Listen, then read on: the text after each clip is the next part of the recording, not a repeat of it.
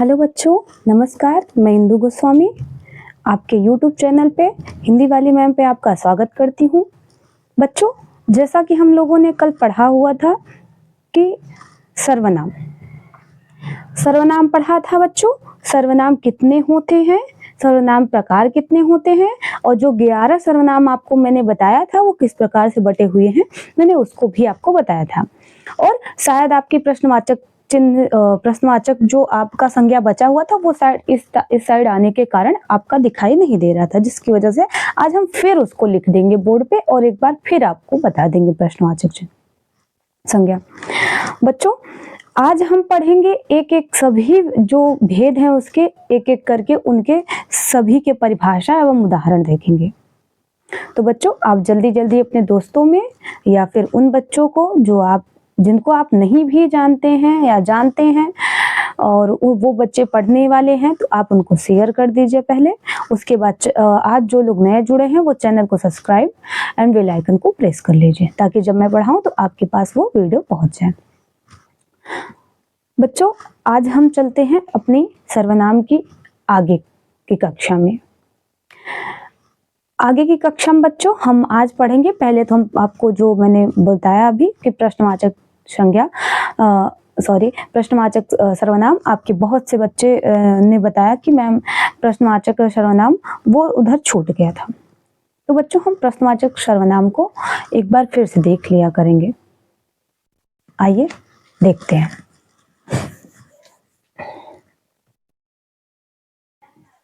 प्रश्नवाचक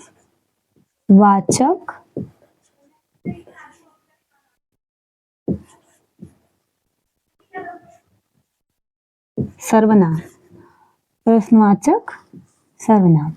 ये बच्चों, इसमें मैंने आपको बताया था ये सबसे सरल सर्वनाम है, ये सबसे सरल सर्वनाम है। इसमें जितनी भी आपको मैंने अभी पढ़ाया पुरुषवाचक, निजवाचक, निश्चयवाचक, अनिश्चयवाचक, संबंधवाचक, उसमें से सबसे सरल ये है क्योंकि इसमें प्रश्न पूछता है और प्रश्न में आपके मैंने पढ़ाया था क्या और कौन, क्या और कौन, ये आपका प्रश्न। अब ये इस भ्रम में मत हो जाइएगा बच्चों कि केवल कौन या क्या ही आ सकता है, आपसे पूछ सकता है। वो हम जैसे पूछा जाएगा प्रश्न, हम इस कक्षा को खत्म करते ही आपको बता देंगे कि प्रश्न पूछा कैसे जाएगा। तो ये पूछ सकता है जैसे कि यहाँ किस लिए आए हो, तो आपको ये पता होना चाहिए कि किस लिए मतलब ये प्रश्न ही कर रहा है। तो जब प्रश्न कर रहा है तो ये प्रश्नवाचक ही चिन्ह होगा। जैसे पूछा कि मोहन वहां क्या कर रहा था, तो आप तुरंत जानेंगे कि मोहन क्या कर रहा था, मतलब क्या आ रहा है, प्रश्नवाचक चिन्ह है इसमें। और जब प्रश्नवाचक चिन्ह है तो प्रश्नवाचक सर्वनाम ही होगा।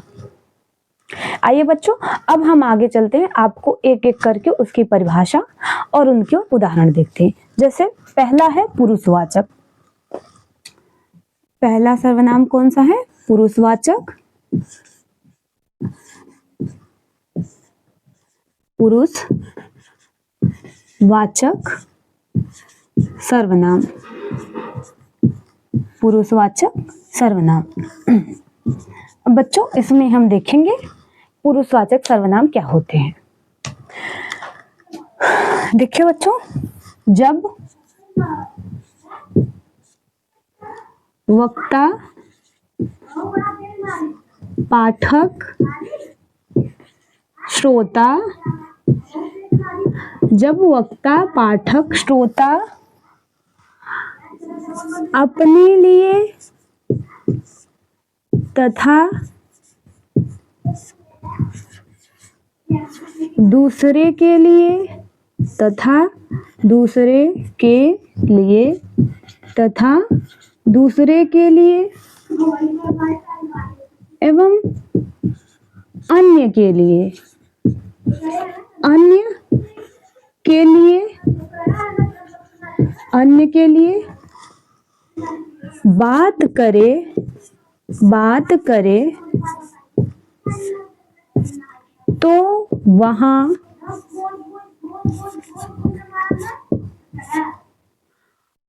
पुरुषवाचक वाचक, पुरुषवाचक सर्वनाम, पुरुषवाचक सर्वनाम कहते हैं। पुरुषवाचक सर्वनाम कहते हैं। अब बच्चों देखिए ध्यान से, जब वक्ता, पाठक, श्रोता अपने तथा दूसरे के लिए एवं अन्य के लिए बात करे तो वहां पुरुषवाचक सर्वनाम कहते हैं। देखो ये तीनों आ गए, मैंने कल आपको पढ़ाया था मध्यम पुरुष, उत्तम पुरुष, मध्यम पुरुष और अन्य पुरुष, तीनों पढ़ाया था। तो तीनों बच्चों आया क्या था? तीनों में ये आया था कि आपका जो उत्तम पुरुष है वो स्वयं के लिए बात कर रहा था, उसके बाद मध्यम पुरुष तुम और तुम्हारे लिए बात कर रहा था, और जो अन्य पुरुष था वो किसी तीसरे के लिए बात कर रहा था। तुम मतलब दूसरे से बात कर, जैसे हम और आप हो गए, आप में से कोई भी सामने आमने खड़ा हो गया, आपके दो दोस्त हो गए, उसमें बात करिए तो वो दो लोगों के लिए, तब वो मध्यम पुरुष में आएगा। लेकिन अन्य पुरुष में कब आएगा? जब आपके दो दोस्त खड़े हैं और किसी तीसरे दोस्त के बारे में बात कर रहे हैं तो वो आपका अन्य पुरुष होगा। उत्तम पुरुष में मैंने आपको बताया कि उत्तम पुरुष में क्या होता है, अपने लिए, जैसे मैं कहूं कि मैं अपना काम कर लूंगी, किससे कर लूंगी? खुद से कर लूंगी। समझ में आया? अब बच्चों हम आगे चलते हैं उदाहरण की ओर। उदाहरण इसके तीन प्रकार से आएंगे बच्चों। उदाहरण जैसे कि तीन प्रकार से, अब ये मत कह दीजिए मैम तीन प्रकार से कैसे? तीन प्रकार के ये मतलब हुआ कि उत्तम, मध्यम और आपका अन्य पुरुष, तीनों आपके। देखो बच्चों, जैसे जब अपने लिए उत्तम पुरुष में बात करें तो बोलेगा कि मैं अपना काम खुद कर लूंगा, ये हुआ उत्तम पुरुष। मध्यम पुरुष में क्या होगा?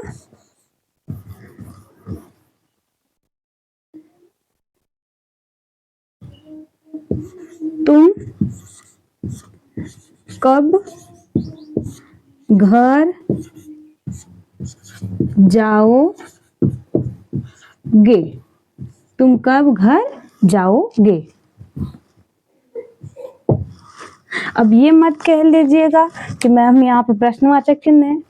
बेटा ये प्रश्नवाचक चिन्ह आपको जो कब दिख रहा है ये प्रश्नवाचक चिन्ह नहीं है, मतलब इसमें दो लोगों की बात हो रही है, इसमें दो लोगों की बात हो रही है। जैसे वो पूछ रहा है तुम कब घर जाओगे, तो कभी कभी जब ऐसा कंफ्यूज करेगा तो ऑप्शन में आप तो या तो आपको प्रश्नवाचक देगा या तो फिर आपको उत्तम पुरुष देगा, मध्यम पुरुष देगा।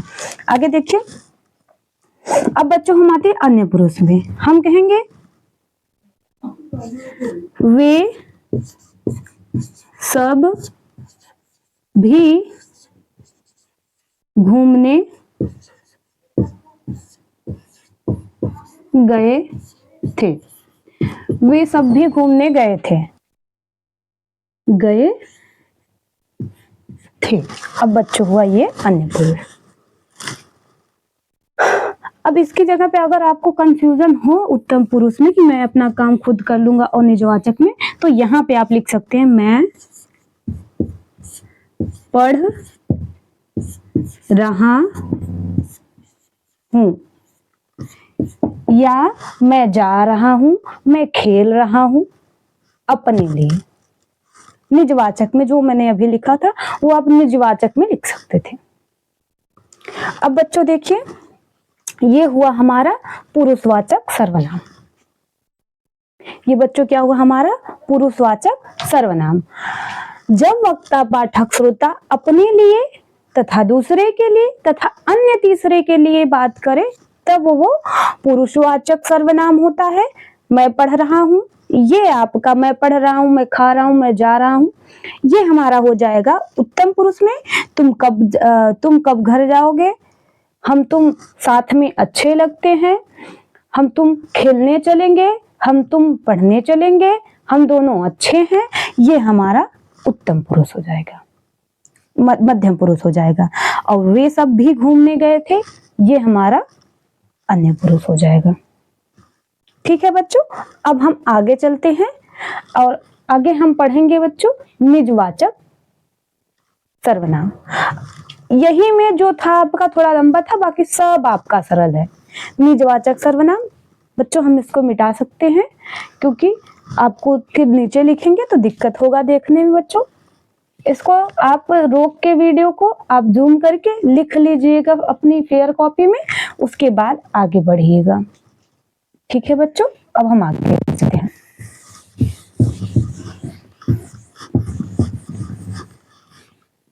बच्चों अब हम पढ़ेंगे निजवाचक सर्वनाम। निजवाचक सर्वनाम, निजवाचक सर्वनाम। बच्चों निजवाचक सर्वनाम क्या होता है? निजवाचक में जब वक्ता पाठक श्रोता खुद स्वयं के लिए बात करे तो वह निजवाचक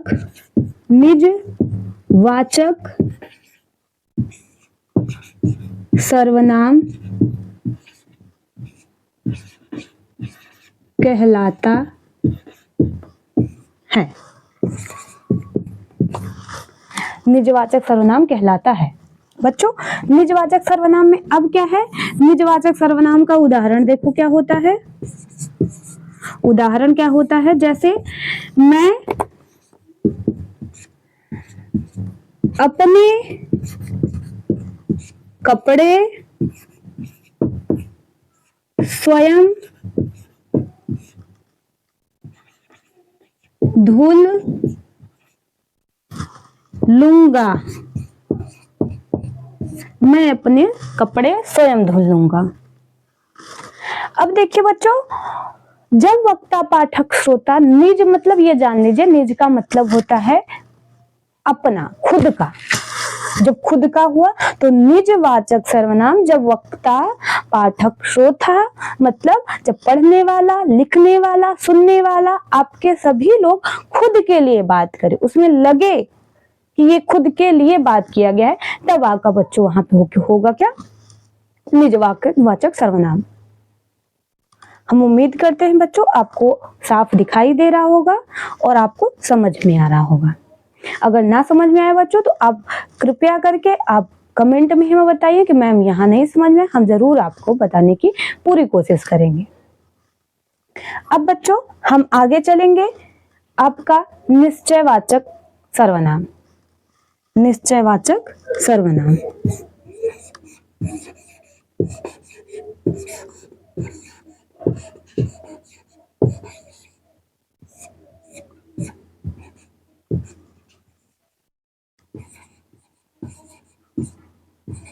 निश्चयवाचक सर्वनाम। बच्चों आप लोग नोट्स जरूर बनाइएगा।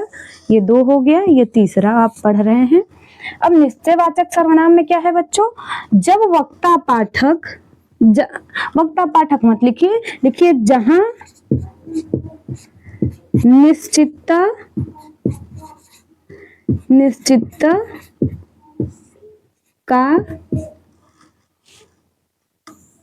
का बोध हो, जहां निश्चितता का बोध हो वहां निश्चयवाचक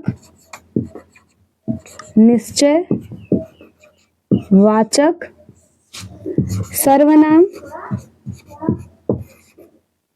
नाम होता है। जहां निश्चितता का बोध हो वहां निश्चयवाचक सर्वनाम होता है। अब निश्चय का क्या होता है? निश्चय मतलब आपको निश्चय है कि ये कार्य हुआ है, या फिर वो जो कार्य हो रहा है वो उसने किया है या कर रहा है। जैसे मैंने बोला वह जा रहा है, वह का मतलब वह जो है उसे मैं जानती हूँ या आप लोग जानते हैं। यह खाना खा रहा है तो निश्चित है कि यही खाना खा रहा होगा। इसका अपोजिट जान लीजिए, अनिश्चितता होगा। विलोम शब्द आपको पता होगा। तो इसका उदाहरण होगा बच्चों, उदाहरण हमें नहीं लग रहा है कि आप लोगों को दिख रहा है, फिर लिख रहे हैं। अगर ना समझ में आए बच्चों तो आप लोग का ना दिख रहा होगा तो हम दोबारा आपको ऊपर लिख देंगे। उदाहरण,